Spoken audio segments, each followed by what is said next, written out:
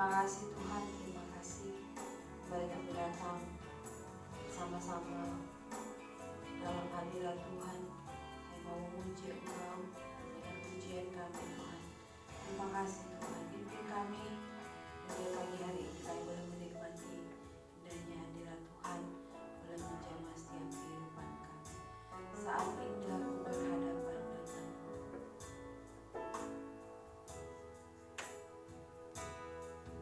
Saat indah ku berhadapan denganmu.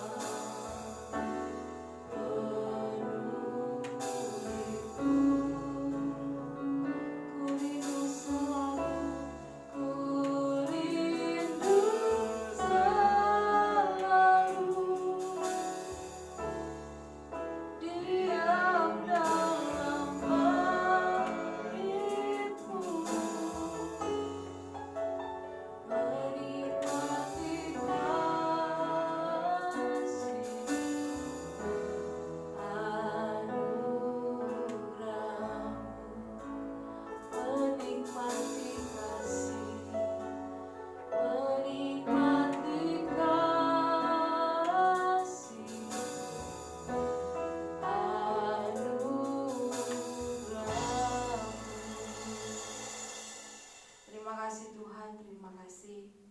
Sebentar kami akan sama-sama merenungkan firman Tuhan. Berkati kami Tuhan, berkati setiap jemaat-Mu yang senantiasa mengikuti persekutuan doa pagi ini secara online, yang percaya suara kami setiap pagi dikuatkan oleh Tuhan. Kami mendapat kekuatan yang baru dalam hadirat Tuhan. Berkati hamba-Mu yang menyampaikan kebenaran firman Tuhan pagi hari ini. Dalam nama Tuhan Yesus kami berdoa dan bersyukur sambut pemberitaan firman Tuhan. Haleluya, amin.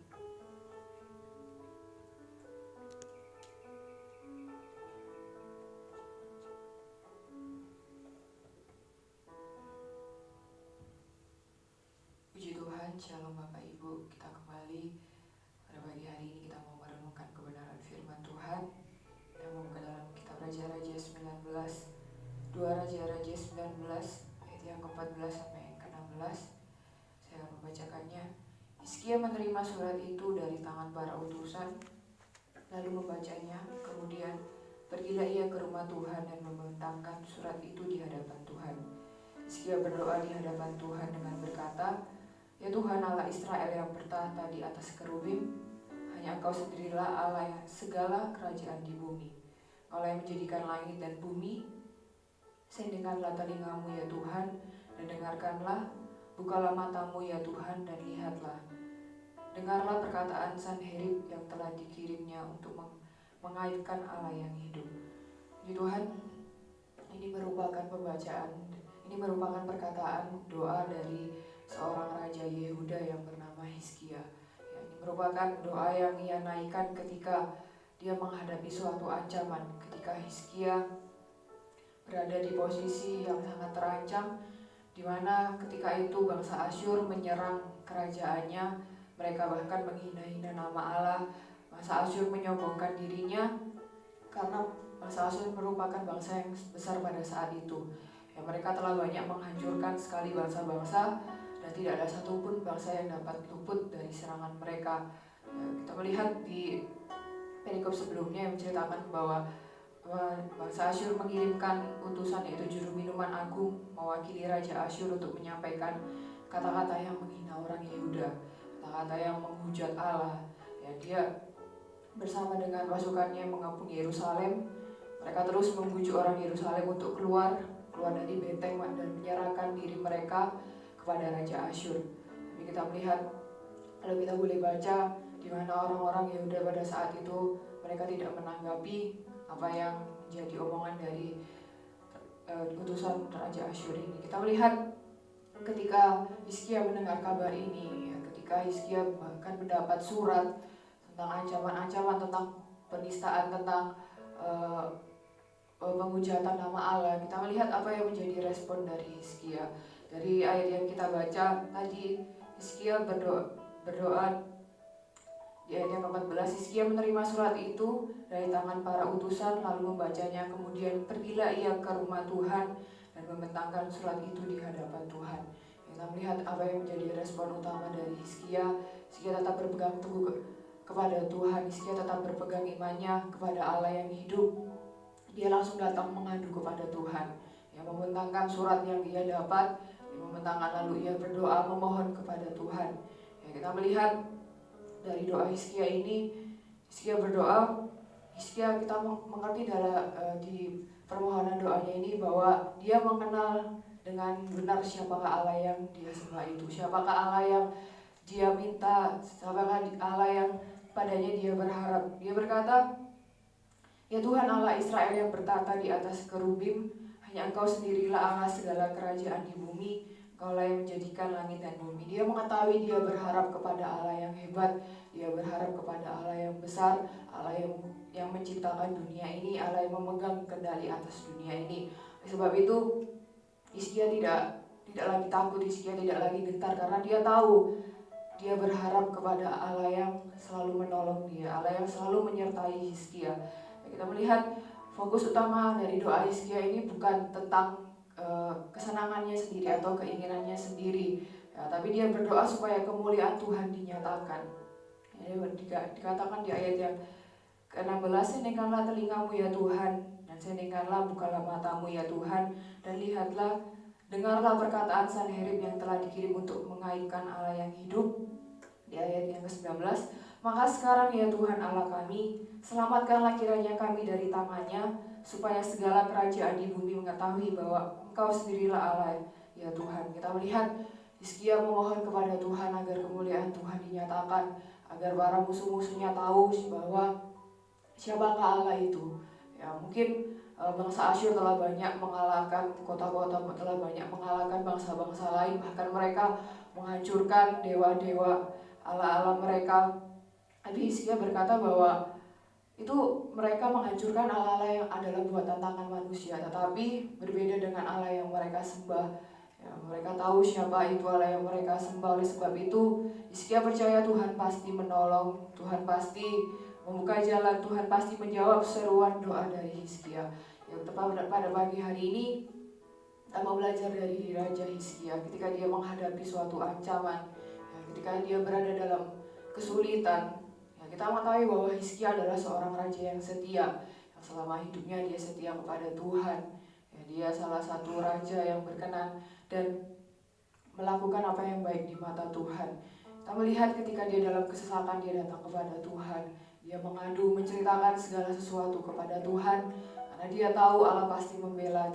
Ketika orang pertama yang Hizkia datangi adalah bukan orang lain, tetapi dia datang kepada Tuhan. Dia memohon, dia berseru kepada Tuhan agar nama Tuhan, kemuliaan Tuhan dinyatakan.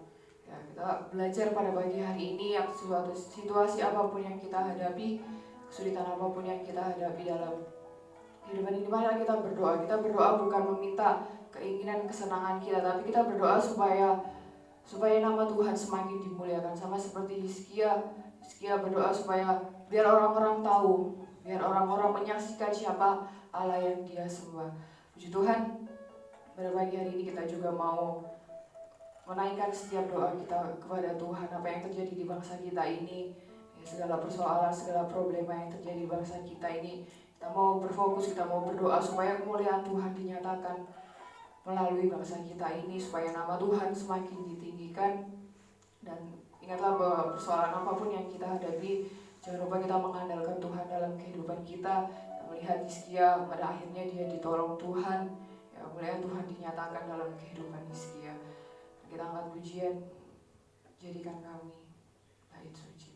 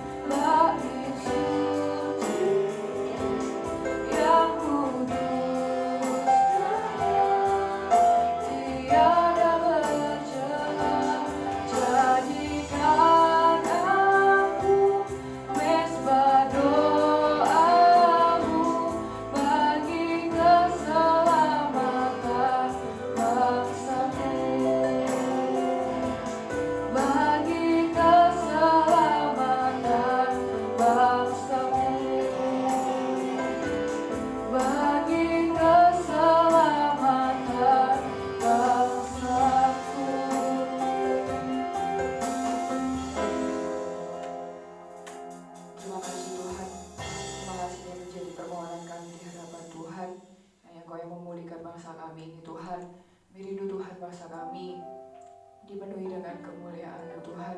Kami diingatkan kembali Tuhan apa yang terjadi dalam setiap kehidupan kami.